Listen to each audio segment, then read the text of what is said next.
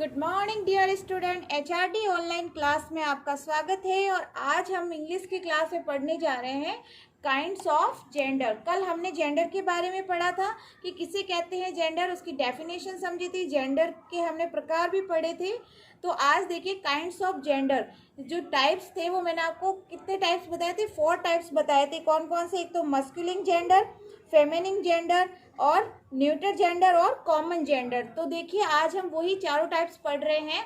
तो सबसे पहला जो टाइप था कौन सा था जेंडर का? Masculine gender. तो जिसे हिंदी में क्या कहते हैं? पुल्लिंग कहते हैं। क्या कहते हैं? पुल्लिंग कहते हैं। तो इसकी डेफिनेशन देखिए, a noun that reference to a male is said to be of the masculine gender. Reference का मतलब होता है किसी के संदर्भ में, किसी के बारे में बताना। तो मस्कुलिन जेंडर में किसके बारे में बता रहे? ए नाउन वर्ड, जिस वर्ड से हमें किसके संदर्भ में? मेल के बारे में, है ना, पुरुष जाति के बारे में। मेल मीन्स आपको पता है ना कौन होता है? आदमी, है ना, पुरुष। तो पुरुष जाति के बारे में जो हमें बताता है उसे हम क्या कहेंगे? मस्कुलिन जेंडर कहेंगे। एग्जाम्पल देखिए, बॉय। बॉय तो किस में आएगा? मेल जेंडर में आएगा ना। तो वो किस कैटेगरी का होगा? कौन सा टाइप होगा जेंडर का? मस्कुलिन जेंडर होगा। अब देखिए किंग। किंग मीन्स राजा, है ना। तो राजा तो हमें पता चल गया ना, राजा तो एक मेल है। तो मेल जो है वो कौन से जेंडर में आएगा? तो मस्कुलिन जेंडर में आएगा। लॉयन, है ना। देखो मस्कुलिन जेंडर में हम मेल एनिमल्स के बारे में भी कर सकते हैं। और राम, तो राम किसी बॉय का नाम हो सकता है ना, मैन का नाम हो सकता है। तो किस में आ गया? मस्कुलिन जेंडर में। और सेकंड टॉपिक देखिए, फेमिनाइन जेंडर, जिसे हिंदी में क्या कहते हैं?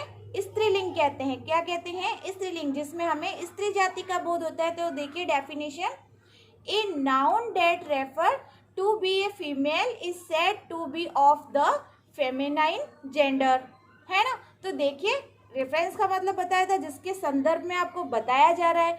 तो फेमिनाइन जेंडर में हमें किसके बारे में पता चल रहा है? फीमेल जेंडर के बारे में पता चल रहा है ना, स्त्री जाति के, जिसमें हम एनिमल्स फीमेल के बारे में भी पढ़ सकते हैं। तो एग्जाम्पल देखिए, गर्ल्स, है ना, गर्ल।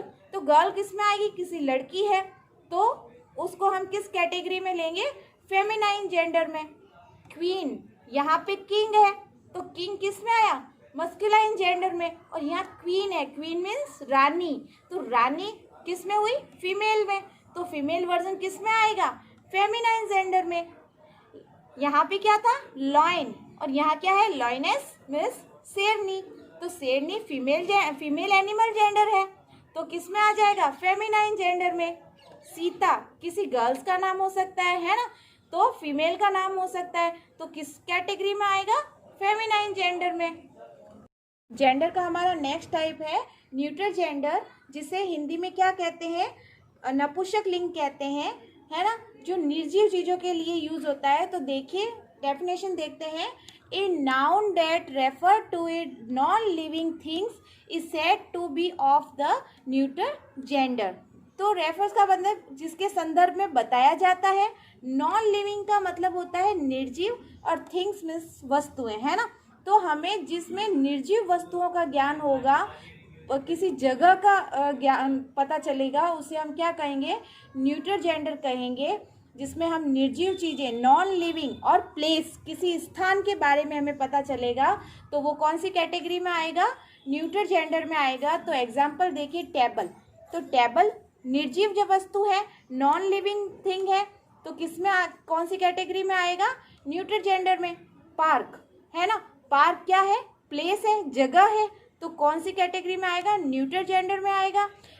कोई कुछ और भी हो सकता है, हमारी स्कूल है, हम जहाँ रहते हैं वो घर है, हम कौन से शहर में रहते हैं, जैसे जोधपुर, जयपुर, है ना, तो वो सभी किस में आएंगे? किस कैटेगरी में आएंगे जेंडर के?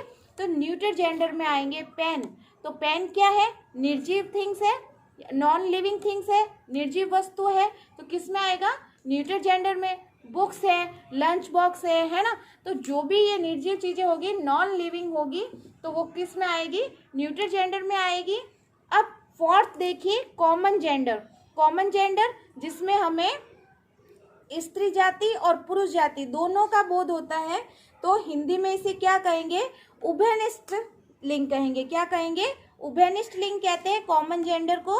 तो डेफिनेशन देखिए, a noun that refers to a male और female is said to be of the common gender. Common gender वो होगा जिसमें हमें स्त्रीलिंग और पुल्लिंग दोनों के लिए हम एक ही वर्ड का यूज करेंगे। वो कौन से कैटेगरी में आएगा, कॉमन जेंडर में आएगा। एग्जाम्पल देखिए, स्टूडेंट, स्टूडेंट गर्ल्स भी हो सकता है और बॉयज भी हो सकता है, तो कॉमन जेंडर हो गया ना, हम दोनों के लिए एक ही वर्ड यूज कर रहे हैं, स्टूडेंट। चाइल्ड, बच्चे, चाइल्ड का मतलब क्या होता है, बच्चा, जिसमें बेबी, तो उसमें कौन से, चाइल्ड में बॉय भी हो सकता है और गर्ल भी हो सकती है। फ्रेंड, फ्रेंड में भी दोनों हो सकते हैं। और टीचर, तो टीचर में भी दोनों हो सकते हैं। तो कहने का मतलब ये है कि जहाँ पर हम स्त्री के लिए और पुरुष के लिए है ना एक ही वर्ड का यूज लेंगे जिसमें हमें दोनों का पता चल जाएगा, तो हम उसके लिए कौन से जेंडर का प्रयोग करेंगे, कॉमन जेंडर का। कौन से जेंडर का, कॉमन जेंडर का।